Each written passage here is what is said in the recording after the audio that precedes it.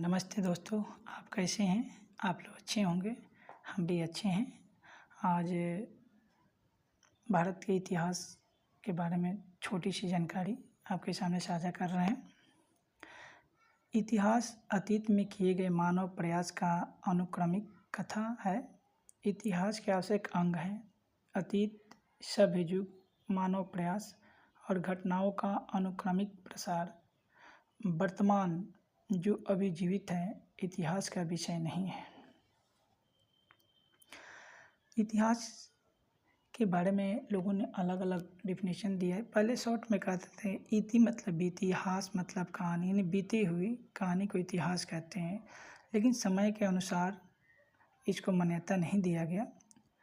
अब इसे इस तरह परिभाषित किया जाता है, ऐतिहासिक कालक्रमों का अध्ययन हम ऐतिहासिक सामग्री स्रोतों के आधार पर करते हैं।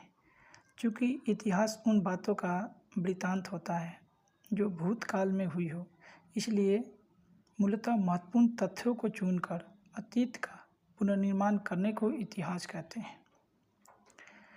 और एक दूसरे तरह से डिफिनेशन दिया गया है जो इस तरह है, मानव जीवन की प्रगति के कहानी के उस भाग को इतिहास कहते हैं जिसके लिए कोई लिखित विवरण उपलब्ध हो। भारत का इतिहास बहुत बड़ा है, इसलिए इसको जानने समझने के लिए इसे 3 भागों में बांटा गया है। थोड़ा सा पहले चलते हैं। हेरोडोटस को इतिहास का पिता कहा जाता है। इसने 5वीं सदी ईस्वी पूर्व में हिस्टोरिका बुक की रचना की थी।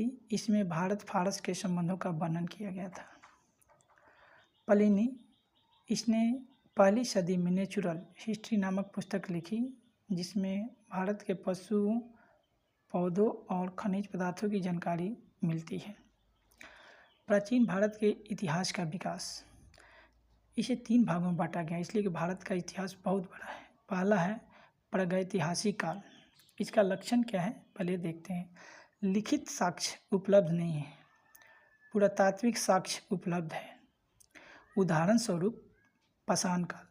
पाषाण काल को भी 3 भागों में बांटा गया है।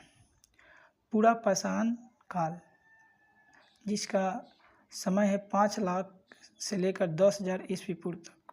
मध्य पाषाण काल जिसका समय है 9,000 ईस्वी से लेकर 4,000 ईस्वी पूर्व तक।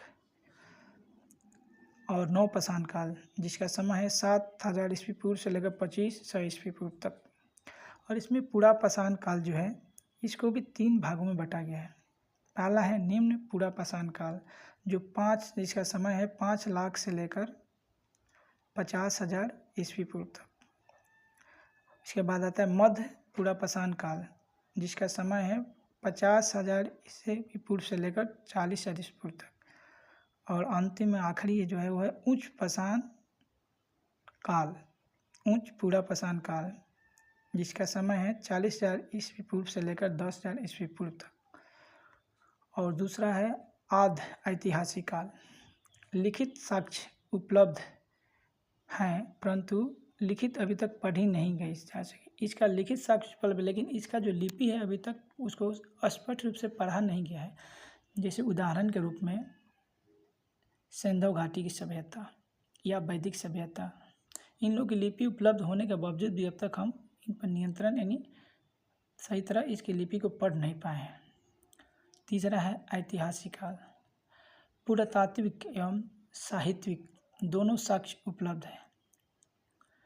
यह काल पुरातात्विक, साहित्यिक तथा विदेशी यात्रियों के वर्णन पर निर्भर है। बस, थैंक यू।